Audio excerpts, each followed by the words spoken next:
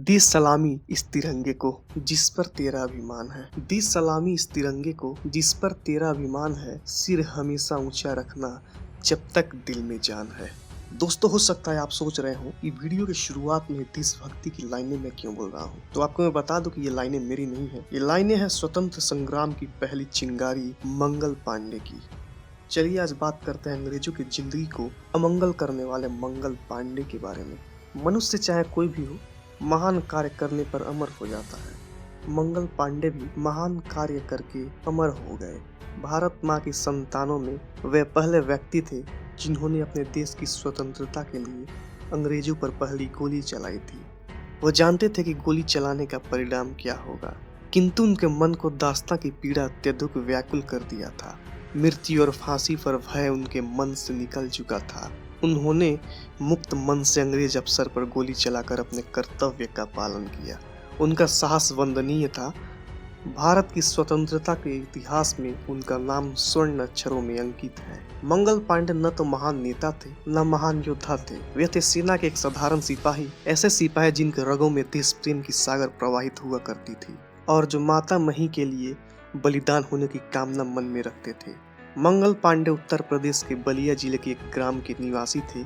साधारण ब्राह्मण वंश में उनका जन्म हुआ था। वे अधिक पढ़े लिखे नहीं थे, साधारण हिंदी भाषा जानते थे। 1857 ईस्वी में मंगल पांडे कलकत्ता के पास बैरकपुर में निवास करते थे। वे बहुत साहसी थे, बहुत हंसमुख भी थे और सबसे बड़ी बात, वे बहुत बड़े देश प्रेमी थे। उनके अनेक साथी, अनेक मित्र थे। उन्होंने अपने प्रेम और अपने अच्छे व्यवहार से अपने साथियों का मन जीत लिया था। जिस प्रकार हवा के झोंकों से फहरी नाचती है, उसी प्रकार मंगल पांडे के संकेतों पर उनके साथियों के मन नाचा करते थे। 1897 ईस्वी के दिन थे। नाना साहब के प्रयत्नों से भारत के समस्त फौजियों के मन में विद्रोह की आग जग उठी। अंग्रेजों को भारत से निकालने के लिए एक कार्यक्रम तैयार किया गया था। उस कार्यक्रम के अनुसार सारे भारत में 31 मार्च को महाक्रांति का यज्ञ होने वाला था, किंतु मंगल पांडे 29 मार्च को ही गोली चलाकर महाक्रांति का शुभ आरंभ कर दिए थे। कुछ लोग इसके लिए मंगल पांडे को दोषी ठहराते थे। वे कहते थे कि मंगल पांडे 29 मार्च को ही गोली चलाकर भूल की। यदि वे गोली चलाने में जल्दीबाजी नहीं करते तो महाक्रांति सफल न होती। किंतु मंगल पांडे की दोषी ठहरना उचित नहीं जान पड़ता। जो स्थितियां सामने थे, उन्हें देखते हुए कोई भी देशभक्त अपने वश में नहीं रहता। मंगल पांडे ने 29 मार्च को ही गोली क्यों चलाई, इस बात को समझाने के लिए हम दो बातों पर ध्यान देना चाहिए। जिन दिनों 31 मार्च को होने वाले क्रांति यज्ञ की चर्चा जोर से चल रही थी, उन्हीं दिनों कोलकाता के सैनिकों में यह अफवाह फैली कि अंग्रेज सरकार जो कारतूस सैनिकों को देती है और उन्हें वे अपने दांतों से काट कर खोलते हैं, उनमें सुअर और गाय की चर्बी लगी रहती है। इस अफवाह ने हिंदू और मुसलमान दोनों धर्म के सैनिकों में व्याकुलता पैदा कर दी। दोनों धर्मों के सैनिक अंग्रेजी सरकार के विरुद्ध विद्रोह करने के लिए तैयार हो गए। दूसरे सैनिक तो मौन ही रहे, पर मंगल पांडे से अपने देश और धर्म का अपमान सहन नहीं हुआ। उन्हें एक क्षण युग के सम्मान लंबा लगने लगा। वे शीघ्र अंग्रेज सरकार की छाती गोलियों से छलने कर मृत्यु की गोद में सोने के लिए उतावले हो उठे। एक और बात थी जिसके कारण मंगल पांडे को 29 मार्च को ही गोली चलानी पड़ी। लखनऊ के नवाब वाजिद अली शाह को लखनऊ निर्वासित कर दिया गया था। उन दिनों वाजिद अली शाह अपने वजीर अलीनकी खां के साथ बैरकपुर के पास निवास करते थे। वाजिद अली शाह और अलीनकी खां दोनों के हृदय में अंग्रेजों के विरुद्ध घृणा और शत्रुता की आग जल रही थी। दोनों ही बड़े कौशल के साथ सैनिकों से मिलते थे, उन्हें क्रांति के लिए उकसाया करते थे। कहा जाता है कि अलीनकी खां द्वारा उत्तेजित किए जाने के कारण ही मंगल पांडे ने 29 मार्च को ही गोली चला दी थी।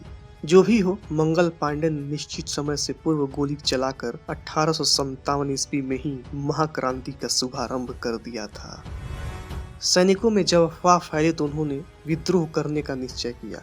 अंग्रेजों को जब पता चला तो उन्होंने विद्रोह को दबाने का निश्चय किया। उन्होंने दो काम किए। एक तो यह कि वर्मा से गोरी पलटन मंगाई और दूसरे 19 नवंबर को पलटन को भंग करने का विचार किया और सैनिकों के वस्त्रों और उनके हथियारों को छीनने का निश्चय किया।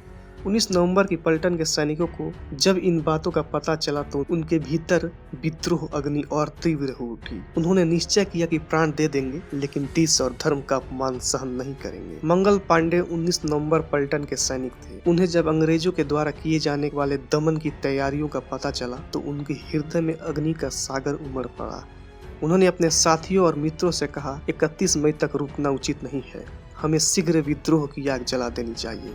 देर करने से हो सकता है कि अंग्रेज अपने आप को शक्तिशाली बना ले।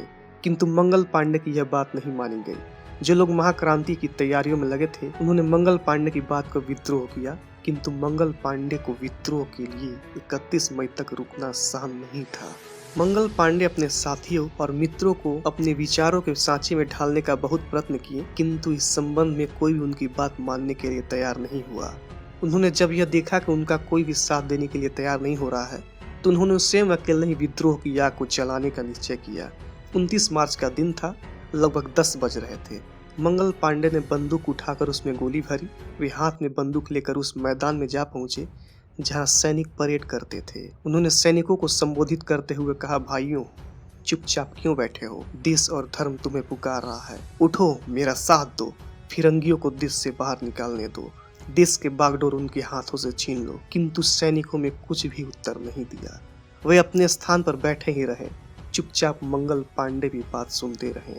मंगल पांडे परेड की मैदान में सिंह की तरह गर्जना कर रहे थे। इसी समय मेजर ह्यूसन वहां उपस्थित हुआ। मंगल पांडे की बातें उसके भी कानों में पड़ी। उसने सैनिकों की ओर देखते हुए कहा, पांडे को गिरफ्तार कर लो। पर कोई सैनिक नहीं उठा। स्पष्ट है कि सैनिकों को सहानुभूति मंगल पांडे के प्रति थी।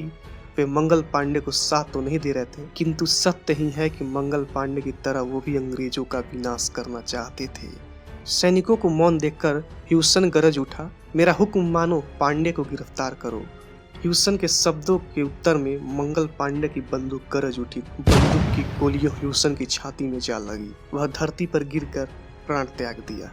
तो दोस्तों, ये थी मंगल पांडे की वीरता की कहानी, मेरी यानी आदर्श की जुबानी। वीडियो को पूरा देखने के लिए हृदय की गहराइयों से बहुत बहुत धन्यवाद। जय हिंद।